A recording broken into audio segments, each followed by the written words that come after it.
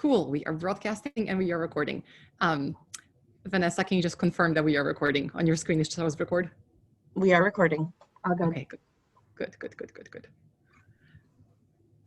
Hello, everyone who is joining. Oh my God, there's so many things on the screen. Hi, everyone who's joining. Tell us where you are coming from. And special welcome to those of you who were here for this last month. And we had to cancel, which is perfectly fine. But I know there was some people who were disappointed. So I hope you made it here today and you can learn with us today.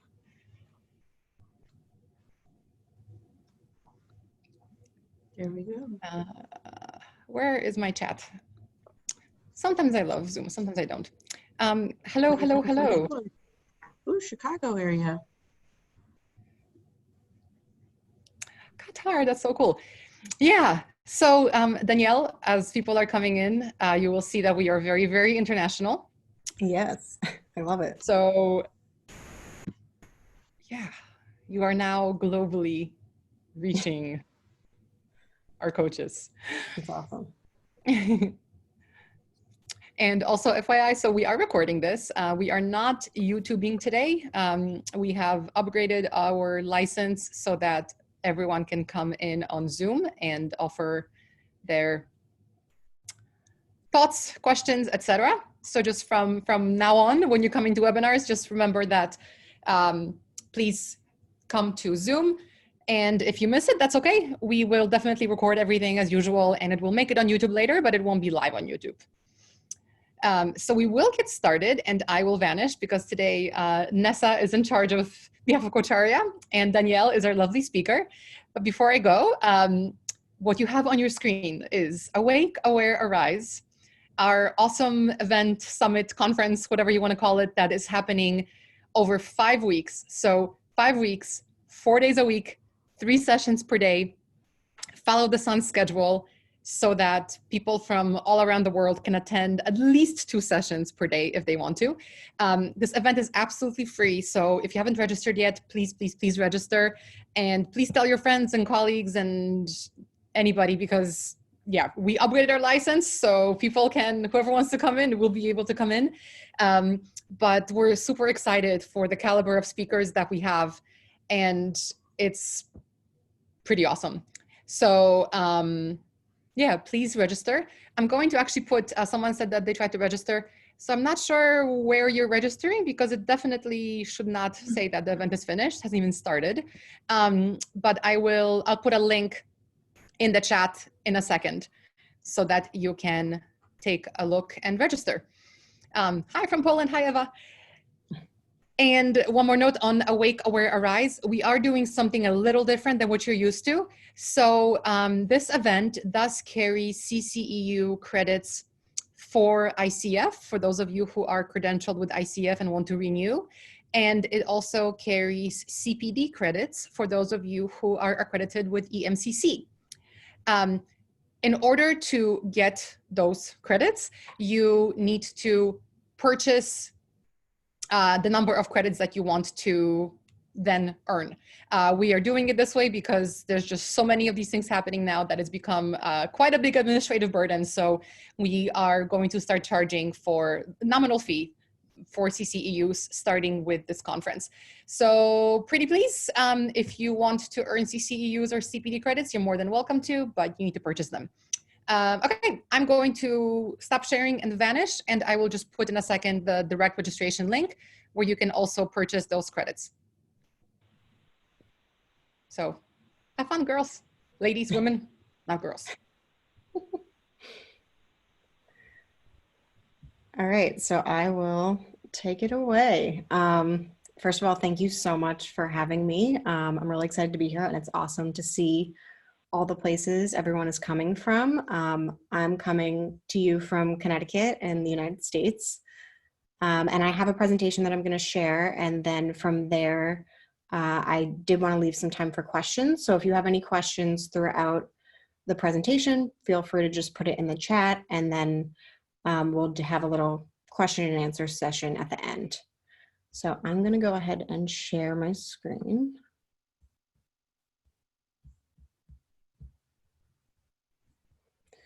So hopefully you guys can all see this.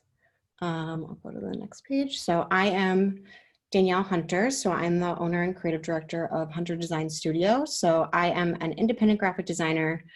I work with all different kinds of small business clients locally in New England. So think Massachusetts, Connecticut, New York, but then also remotely around the globe. So my main services include branding, website design, and content marketing for mostly small businesses, but I also work with larger businesses as well. And my main goal is to help your brand shine with clean and purposeful visuals that really portray your true brand personality. Before I started my own business, about 2 years ago now, I did work in New York City for around 8 years. I was in-house. I worked for the Brooklyn Nets. And then for a couple of years, I was on the agency side. So I worked with a handful of different CPG, food brands and beverage brands, which was really awesome. And then decided to start on my own and work with smaller businesses, which I love because you can really see such a big difference when they change their visuals. So another thing that I do now that I have a more flexible schedule is I teach 1 day a week at a local university, which has been really great. I actually just had class this morning, so a lot of speaking today, which is great. So I just wanted to give you a quick overview of the type of clients that I work with. It's usually one of three kinds of businesses. So again, they're usually smaller and they're either a brand that has an existing logo and look, and they need print collateral like packaging, or it's a new brand that wants to create a whole identity. They don't really have any sort of visuals.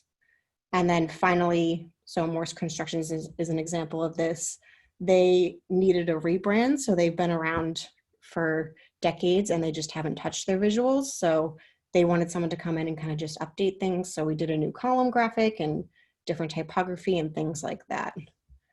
So my ideal client is someone who I can work with through all those three stages that I talked about. So branding, websites design, which we're going to get really into the meat of it today, and then doing collateral, like, for example, this is their storefront. So I designed those decals as well.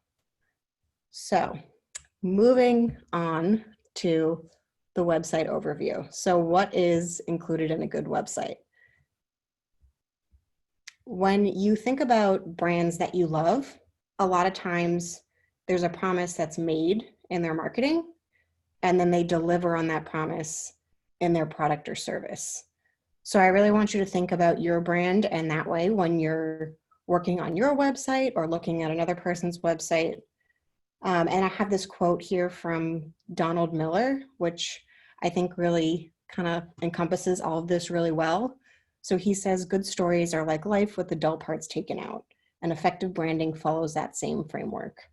So you want to tell a story that is true to you and authentic, but you don't want to have too much clutter in there. And if you want to learn more from Donald Miller, I do recommend his book, Building a Story Brand, which I have right here.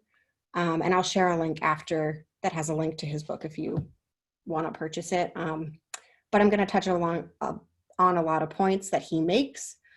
And it's really about clarifying your message, being clean and concise so that people know exactly who you are and what you do. So the goal when you are designing any website is to control that narrative. So the essence of branding is to create simple and relevant messaging and to repeat that over and over, essentially so that it's branded into people's minds. So if you think about when you go to any website, if you're looking at a new product or service that you personally want to invest in, a lot of times if you can't figure out who they are, what they do, or why they're good at what they do, you're probably going to leave that site within 3 to 5 seconds. So you want to make sure when you're building your own site that those things are front and center, very clear, so that people can learn more about you. So the important parts of an effective website, I list them here.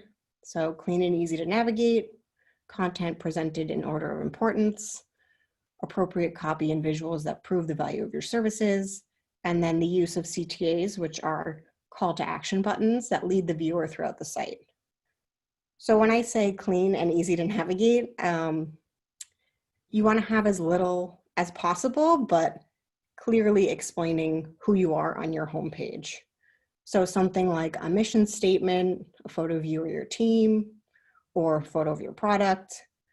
You want clean navigation, usually 1 to 2 words is best. So home, about, services, things like that. And then present it in order of importance. So if you, for example, want people to go to your blog, you don't want that to be the last thing in your navigation. You want that to be the first or second, because that's naturally how people read left to right and just kind of go through things on your website. Appropriate copy and visuals. So I think brand photo shoots are really big right now, and I think that's great because that's what you want to show on your website. A picture of you, your team, your product, you talking to a group of people, or you working with a client. Like, those things are so much more impactful than a stock photo of someone else or a stock photo of a notebook or things like that. And then finally, CTA buttons, will get into that a little further down, but you want to think about how you want someone to go through your site and make it easy for them to go that way. So using buttons to kind of lead people where you want them to go. So an overview of your homepage.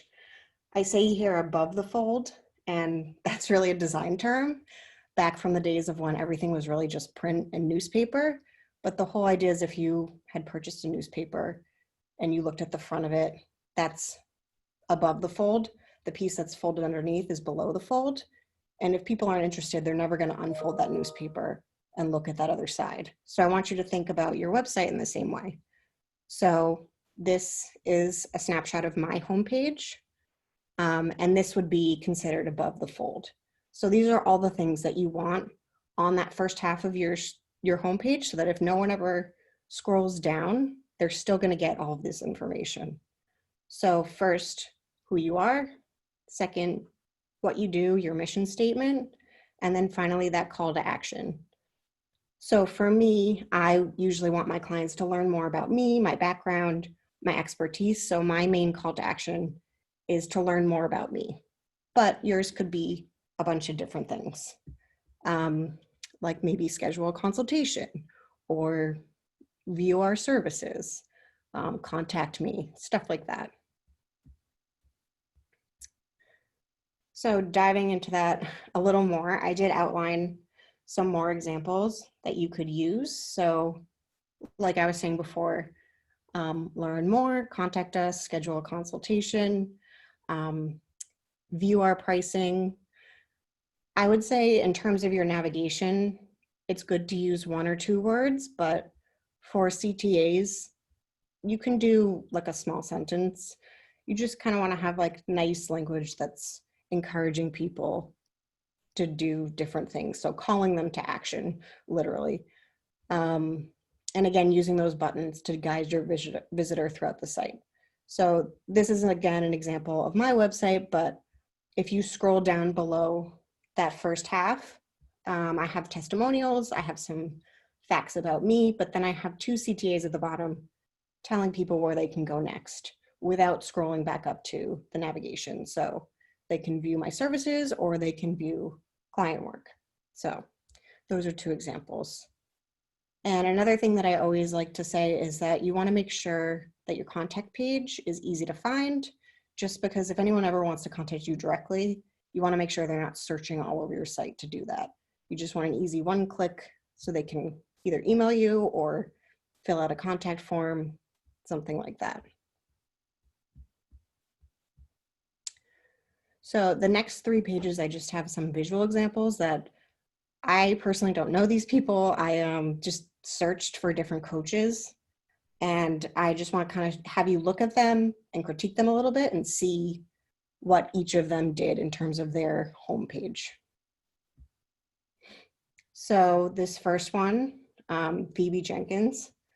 So you can tell she's a health coach. It's said right here. There's a nice photo of her looking straight at the camera to instill trust. I feel like I get a good gist of who she is. And then also if you look at her navigation, you can see that she does health coaching, but she also does yoga and personal training. And if I wanted to contact her or go to her Instagram, both of those things are right there, which is great. So another example, so Ellen Palmer is someone that I found when I was just searching. Again, you can tell that she does life and health coaching, specifically with young adults. It looks like she does a lot of speaking at events. And then what I really like about her homepage is that it's not just a mission statement, it really speaks to the visitor. So she says, are you ready to live your ideal life? I'll show you how. And if I was looking for a health coach, I think, of course, I'd be like, yes, that's what I'm looking for. So then she goes further into saying that she'll help you get unstuck, find balance, and live inspired. And then that schedule a complimentary call is right there at the bottom, which is perfect. So my last example, so this is more of a business. I think it's a team of coaches. I didn't really know a ton about them when I clicked through on Google, but I really like how they handled their homepage. So they spell it right out. We are business coaches.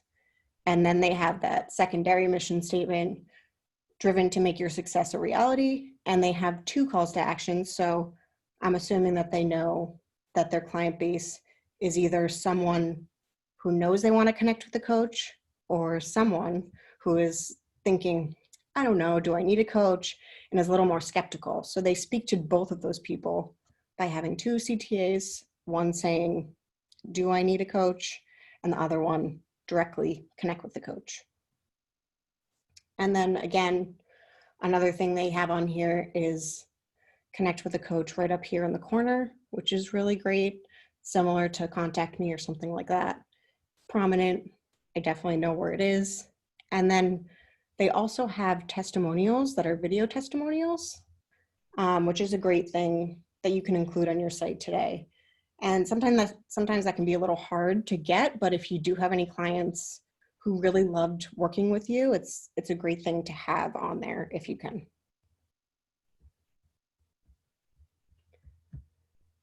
So website design and copy. How do you choose appropriate design elements and write engaging copy?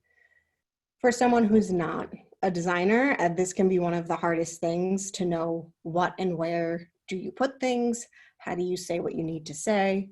So I just kind of wanted to go through a couple points that might help direct you a little bit. So when I start working with any web design client, I go through the same process every time. And I laid this out here because you guys can actually go through this process by yourself as well.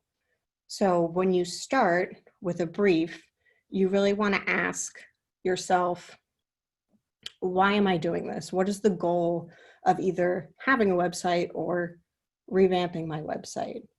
What kind of style am I envisioning? Like, what makes sense for your business? And then from there, you research maybe other coaches, other people in your industry. What are they doing that you like? What are they doing that you don't like? After that, you can start brainstorming a little bit about how you envision your site and then putting together a mood board. So I, as a designer, put together mood boards of, it doesn't have to be a website. It could be a logo or a color palette that intrigues me that I think works well, or a line or a shape. It can be anything like that that might be able to translate into your website. And then you also want to put together a sitemap and a wireframe, which we'll get into more in the next slide. From there, you can go to creation and start building things, but it's important to kind of get these 2 things down before you even start jumping into the program and creating anything. So design offline first. I say this all the time, but form follows function.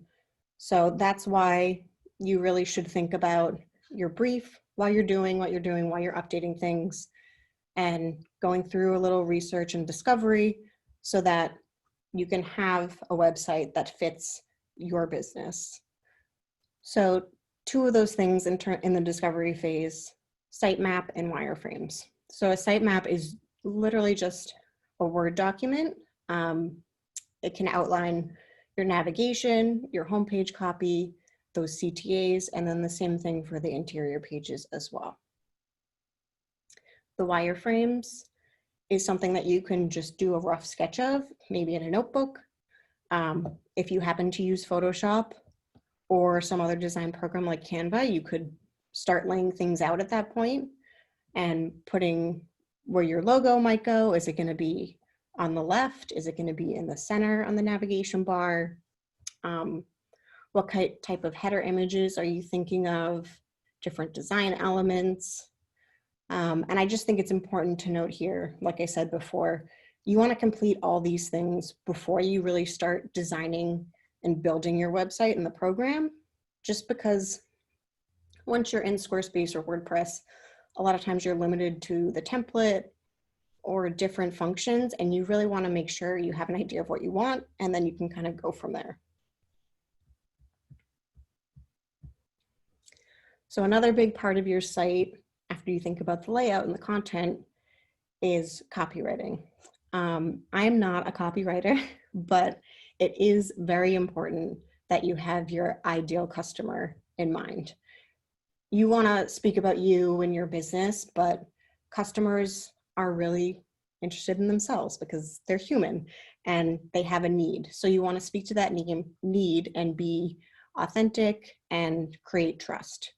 So some quick examples of how you could do that is maybe you have a mission statement or a tagline that says something like, "We understand how it feels to blank," or "Like you, we're frustrated by blank."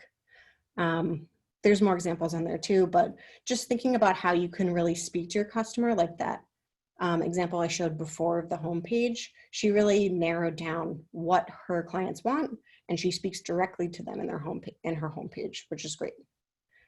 Some other things that you can include to establish trust, which are really helpful, are having brief testimonials. So you can ask clients who you've worked with for those at the end of the project, or if you have a great relationship with them, statistics about how many people come back to work with you, maybe partner logos or people that you work with that may be influential. And then the final thing that I wanted to touch upon is social media. So this is not your website, obviously, but you should really think of it as an extension of your website, regardless of what platform you're on. This is an example of Instagram, but you want to make sure that those same things that we discussed with the homepage are available on your social media. So your name, what you do, how to contact you, and either a link to your website, or I use something called Linktree, which is free to use. And it looks like this in Instagram. But when you click through, you can have all these links on there. So I like to have short, succinct links, like I was saying with your navigation, just quick things like client work, service packages, contact. If you have a blog, this is a great place to put that as well. So then the final thing that I wanted to touch upon is some checklists. So what to prepare before approaching either a web developer or a designer. So these are some things that are also great to put together before you jump into changing things on your site or building a new site. So overall components that you really should have nailed down before you start building a site is a well-defined offering. So you want to know, what are your packages? What is your pricing? What specific things are you offering to your clients that maybe your competitors aren't?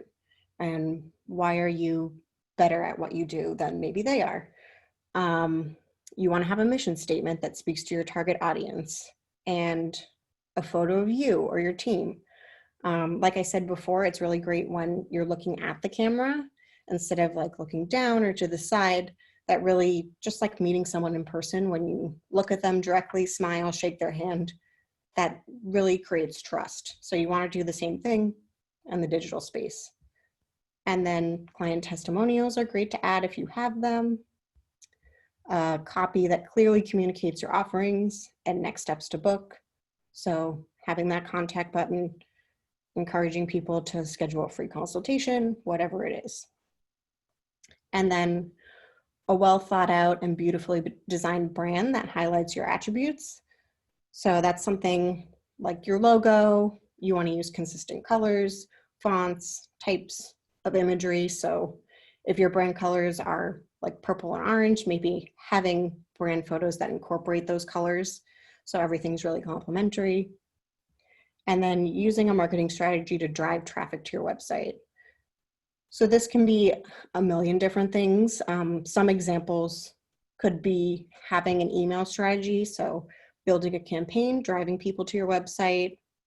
Maybe you post blogs and then promote them on Instagram, which essentially drives them to your website. Or you could work on your SEO, make sure all your images are small enough. I usually say around 300 to 500 kilobytes is as big as you want it to be. But that will make everything load faster, people will be able to find you easier, and then also hopefully stay on your site after those 3 to 5 first seconds. So digital asset checklists, this is really my bread and butter in terms of being a designer, but you want to have logo files that are vector, so either in AI, which is Illustrator, an EPS, or a high-res PNG. And then same thing for those design elements. If you have a certain pattern that you use in your branding and in the background of your website, a web designer is probably going to want those high-res files as well. So those, and then also brand colors, fonts, and illustrations, again, in those high-res files. Brand imagery is great. We talked about this a bit before, but it's really great to have images of your work or you speaking, you coaching different clients, photos of you and your team, maybe your workspace, maybe you have a really great office that's really comfortable and inviting. That would be a great thing to have. And then also client images to accompany your testimonials. So just another way to like really hammer things home. If you have a photo of a client right next to their testimonial, that's just another way to really make it authentic. So then finally, sitemap. This is just things that you should include in that outline when you're kind of writing out all the content that you want to have in your site. So having a navigation, writing out, it's going to say home, about, services, whatever it is in the order that you want it to be. And then thinking about the copy for each page, buttons and CTAs that you want to include, and then client testimonials, where are they going to go, how are they going to be worded, and any image options as well. So thank you. I know that was a lot of information and I kind of flew through it, but I would love to answer any questions that you have. I'll stop sharing my screen. We do have one question here, Danielle. If you could, it's a request to touch on the do-it-yourself websites. So I really love Squarespace. I think similar platforms are WordPress or Wix. Personally, I think Squarespace is really the most intuitive platform to use, but that's what I would suggest as someone who starts out. They have a lot of templates that you can start with design-wise, which are really great. And then you can plug and play either text or images. And the other thing that they have is, I think it was 15 days before the pandemic, it might be longer now, but you can start building a site for free and decide if you want to do a full plan after that 15-day period. So there's really no pressure there, which is really nice. Thanks. A follow-up question to that. How much should a template from a website service drive layout and design?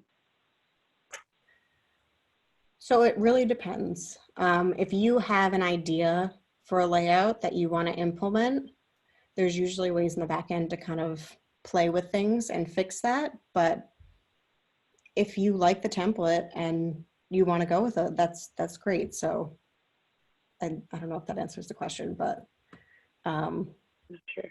yeah. Is there a template that you would recommend? I think probably referring to like Squarespace or any of the others. Not specific. It depends on who you are and what type of work that you do. They have suggestions in Squarespace, which is another great thing that they do. They separate all the themes by category, so you can click on coaching or small business or whatever, which is really helpful.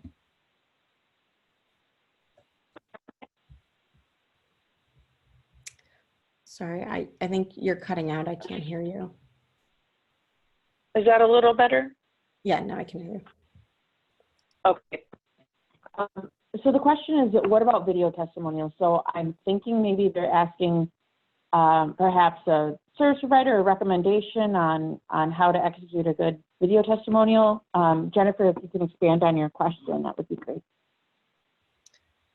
I can start off by saying it doesn't have to be complicated. You can literally just ask them to take like a selfie video.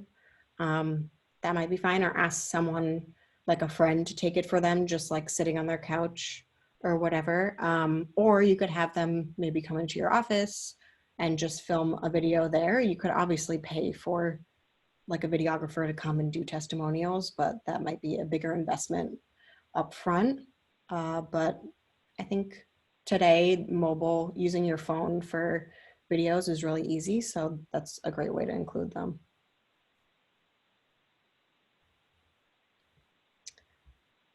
Oh, you're cutting out again.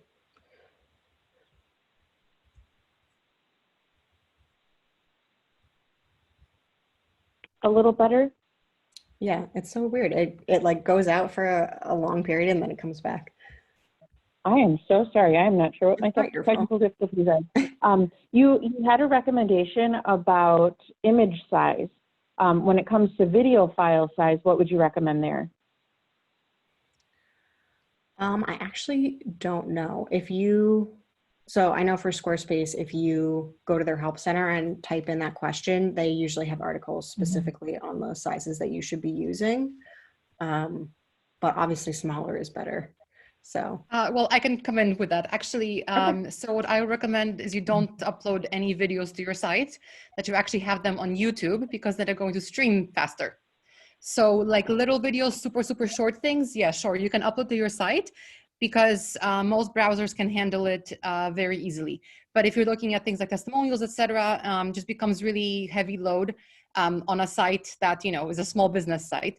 So even at Coach Area, there isn't a single video, I think, that we host actually on the website. The videos are either public or they're unlisted on YouTube, or you can use other services and yeah, just embed the video. That way, it just makes the experience for the end user easier. Yeah, that's awesome. Yeah, I don't work with a lot of like longer videos, so the testimonials should be like 5 seconds. So yeah.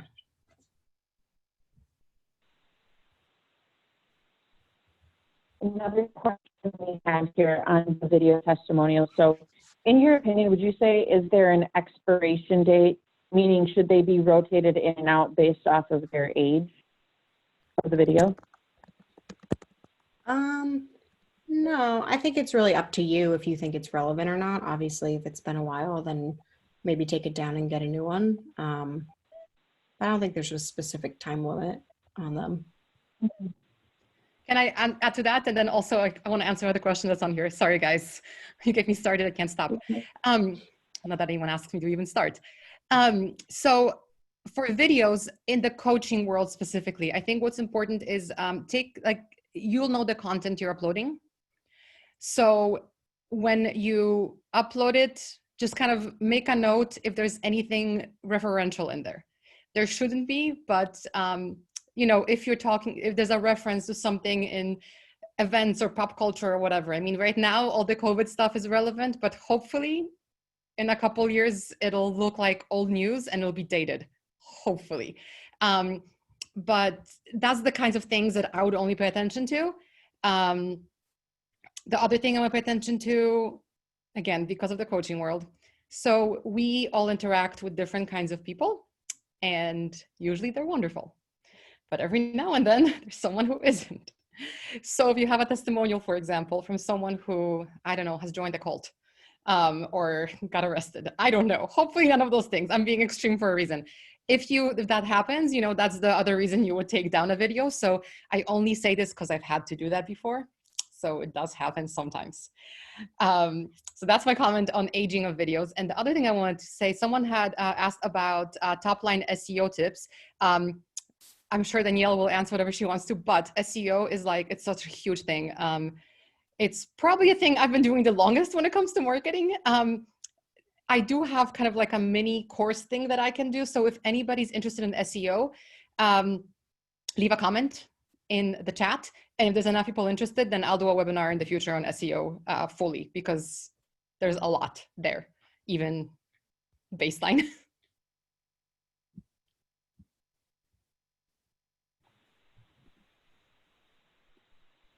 Did you, Danielle, want to touch on anything regarding the top line SEO comment?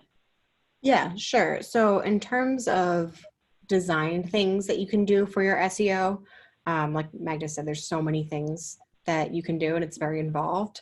But you want to make sure your images are small so that they can load fast. And then you also want to make sure you tag everything and label everything. So first label the image name, and then also, depending on your web platform, going in and writing that description of what it is and being very descriptive in terms of like what you're seeing in the image, so that if people are searching for that thing, it will come up in search. Awesome. Another question regarding the call to action button. So in your opinion, can you include too many call to actions or the same call to action too many times, specifically the schedule a consultation, schedule a complimentary session type thing? Yeah, you can definitely overdo it. But I think as a general rule, that's schedule a consultation is an important one. I personally have that, for example, on my contact page and on my home page. So I think 2 times is fine, or you could do it at the bottom of every page. So once someone scrolls through your content, they see it at the end as a reminder that they can schedule with you, which is a good way to kind of not have it in their face, but down at the bottom for them to click through if they're interested. Can I address another question?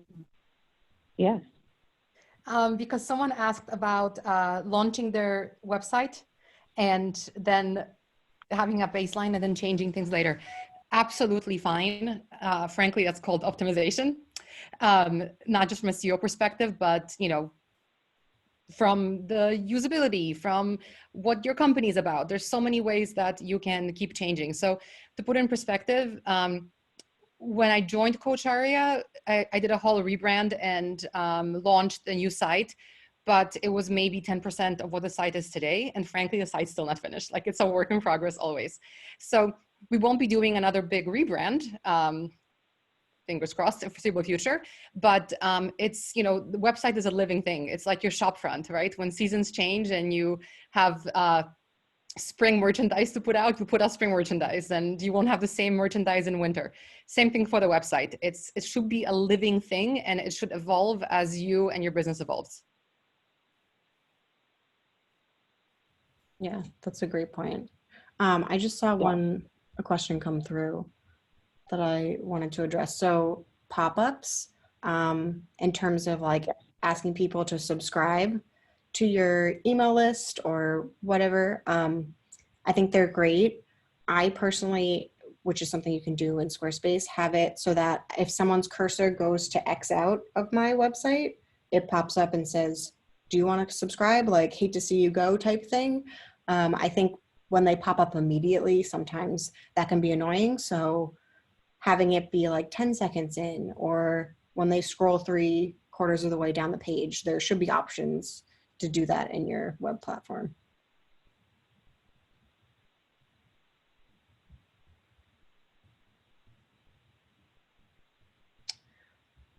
I can't hear you again. I'm so sorry. How about now? Okay, yeah, you're good now. I'm sorry, Danielle. It's totally So fine. somebody had a question regarding maybe just giving some broad views on like the aesthetics, the visual appeal of a website, just kind of overall fonts, wordiness, images, number of pages, all that good stuff. Okay. Yeah, so my personal design style is more simple and clean. And the reason for that is I think less clutter makes people be able to focus really on what you're trying to communicate. So like I was saying with the homepage, just keeping it simple, like having an image, having a mission statement, and then having that call to action and a clean navigation. So no more than 5 to 7 pages, I think, on that main navigation. You can have more interior pages, but those top line navigation options should be around that number. And yeah, try not to be too wordy because honestly, a lot of people just don't read that much into it. They're skimming. So making what's important, maybe like a boldface quote, and then having a little information underneath is always good, but making sure that you're not overloading your site.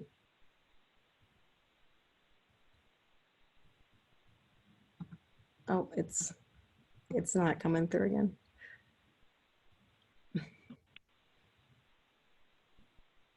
I promise this will end eventually with these technical issues. If you could just discuss maybe a little bit on colors and fonts, maybe some of the practices there. Yeah, so that really depends on your brand, but you want to use consistent colors, fonts. So I like to say pick a header font and make sure all of your headers are that font in the same size, and then pick body copy.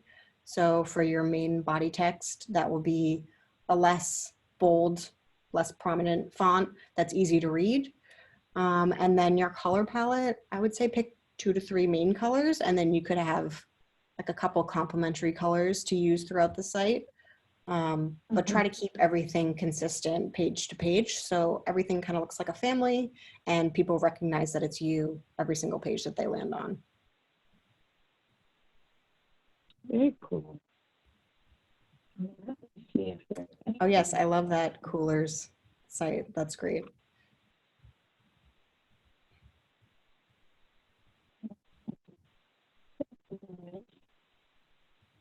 Anything.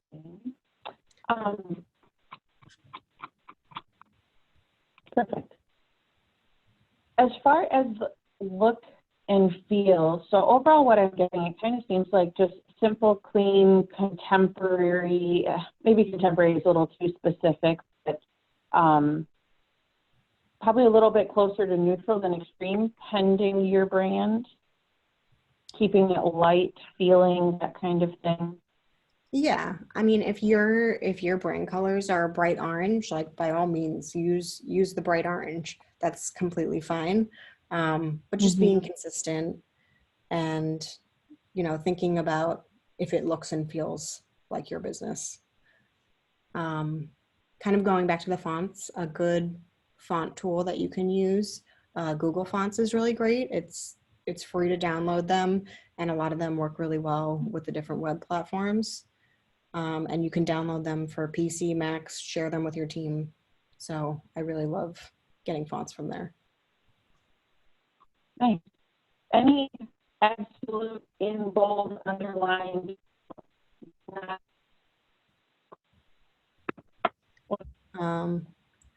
You kind of cut out there. You just overview, like any last thoughts? As far as not to do, like bolded, underlined, don't go down this path, avoid anything like that. I think a big one is overloading with text. So you don't want to have like a big long paragraph on any of your pages because people are going to get overwhelmed and move on. I'm trying to think what else. So even if your About Me page, because I would say maybe perhaps in some cases, depending on the coach's professional background, personal experiences, all that good stuff with how they want to communicate who they are, even in there, you would say keep it less is best. Yes, I would try to figure out exactly what you want to say about yourself that's going to appeal to your ideal client and put that in there. I don't think you need a ton of extra stuff, but if you need to put in like fun facts about you or whatever, just make sure you break it into sections so that it's not just one big block of text, if that makes sense. No, totally. Quick question came through. Any best practices to suggest related to listing, session, or package pricing on a website? Or is that something that you would say having the consumer make a buying decision based on your content? Yeah, I think that's up to you. Some people like to be really transparent and have their package pricing out there. Other people like to disclose that after they meet someone or have a call with someone. I personally feel like if you have a set pricing, there's no harm in sharing that if you're not going to be changing it. I think it lets people know what you're worth, and then also kind of steers you towards the right client. Like if someone either can't afford you or is in that range that they're looking for, they're going to move on and you're going to have a client that really is a great fit for you. So I think it's worth putting out there. Yeah. Great tips. Great tips. I guess in closing, anything you'd like to leave as a final closing statement for us, Danielle? I think just think about, like, be thoughtful about what you put on your website and try to put yourself in the shoes of your ideal client when you're designing it or putting together copy or picking images. I think that's the best way to kind of frame it into what you're going for and who you're targeting. So yeah, I think that's it. Thank you so much for having me. I really, really appreciate it. And if you want to reach out, my email is danielle@hunterdesignstudio.co. So feel free to email me. And my website is hunterdesignstudio.co. So thank you so much. Hunter Design Studio, hunterdesignstudio.co. Yeah, I can put it in the chat.